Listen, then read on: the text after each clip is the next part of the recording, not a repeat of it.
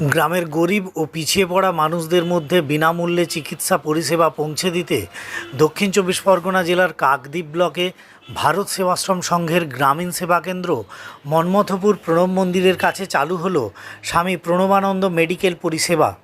এর উদ্বোধন করেন ভারত সেবাশ্রম সংঘের কার্যকরী সভাপতি স্বামী পূর্ণাত্মানন্দজি মহারাজ।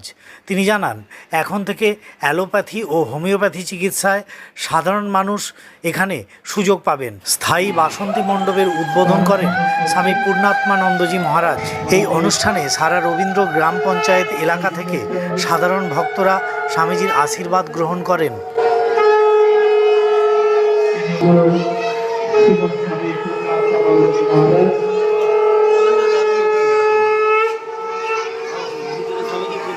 এই যুগ মহামিলনের যুগ, এই যুগ মহাসমন্বয়ের যুগ, এই যুগ মহামুক্তির যুগ।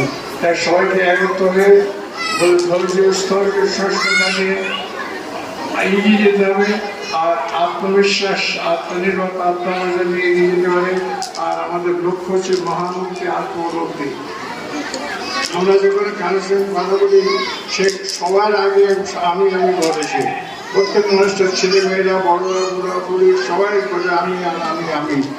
এখন কেউ গোটে ভোরবেলায় বিছানায় বসে জিজ্ঞাসা করেন যে হে ঈশ্বর, আমি কি মাথা?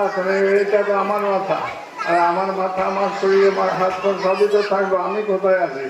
আমাকে এইভাবে দেখতে পাই না। আর আমার হাত পা সব কিছু আছে, কিন্তু নেই আমি। আমিকে যে হুঙ্কার দিয়ে বললেন, ধর্ম নাই যে মারা জেলায় অসনে বর্ধনে মঠ মন্দির পর্যন্ত ধর্ম আছে। সদস্যদের ত্যাগ, সংযম, সত্য ব্রহ্মচর্যের মাধ্যমে যদি মানুষ মরে, তবে সেই রিয়েলাইজ করতে পারে, সে উপলব্ধি করতে পারে। সদাচার পালনের ভেতরে অসনাবেশন চরিত্র থাকে, সদাচার পালনের ভেতরে সেই চরিত্র জাগরণ করে আমরা যদি ঈশ্বর চিন্তায় যে বসে আসেন আমাদের ভেতর, ঈশ্বরকে জানাই মানুষের জীবনের লক্ষ্য। অর্থাৎ আমাকে